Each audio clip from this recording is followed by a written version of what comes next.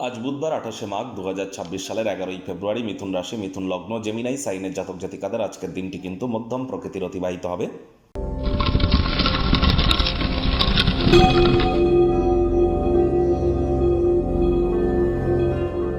ভিডিওটির শুরুতে স্ক্রিনে আপনারা দেখতে পাচ্ছেন বুধ গ্রহের বীজ মন্ত্র ওম ব্রাং ব্রিং ব্রং সব বুধায় নমঃ।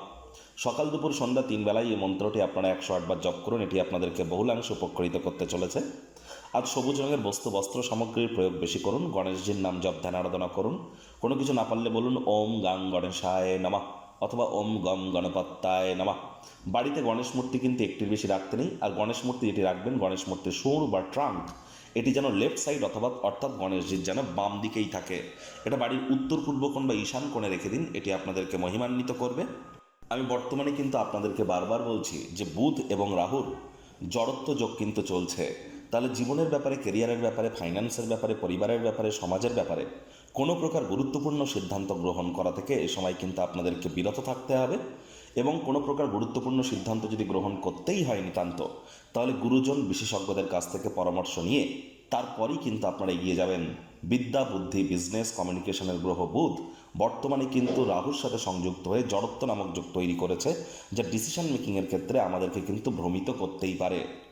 ভাগ্যমিটার আজ আপনাদের বলছে 7.5 আউট অফ 10। ভাগ্য আপনাদের অনুকূলেই থাকবে। স্বাস্থ্য, প্রেম, দাম্পত্য এই কয়েকটি ব্যাপারে আপনাদেরকে একটু সাবধানতা অবলম্বন করেই চলতে হবে।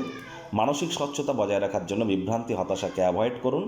অর্থগত ব্যাপারে আয় ইনকাম বাড়বে। ঘনিষ্ঠ ব্যক্তিবর্গদের সহযোগিতায় বিজনেসম্যানরা আর্থিকভাবে মুনাফা অর্জন করতেই পারেন। আয় ইনকাম বাড়তে চলেছে। নতুন উদ্যোগ পরিকল্পনার পাশাপাশি নতুন নির্মাণ কার্যের শুরুয়াতও করা যেতেই পারে। চাকরিজীবীদের অফিসের পরিবেশ এক প্রকার বেশ। বস কলিগদের সাথে ভাব ভালোবাসা বাড়বে। কর্মে গতি অনুভব করবেন। নিজের মেধা, দক্ষতা, ট্যালেন্টের দৌলতে প্রশংসার পাত্রপাত্রীও আপনারা কিন্তু হতেই পারেন।